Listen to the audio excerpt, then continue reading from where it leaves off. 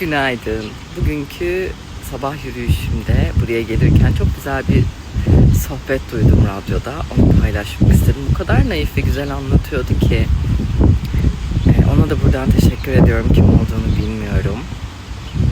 Mesela diyor yağmurlu günde diyor arabayla gidiyorsun ve biraz hızlıydın. Yanlışlıkla diyor birisinin üzerine su, çamur püskürttün. O an duramadın.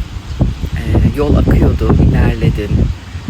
Burada diyor kalpten eğer üzüldüysen o insan için, üzerini ıslattığın için, çamur yaptığın için bu bile Rabbin için yeterli.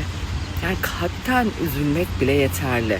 İlla o kişiden durup özür dilemek, o kişiyle karşılıklı konuşmak değil mesele.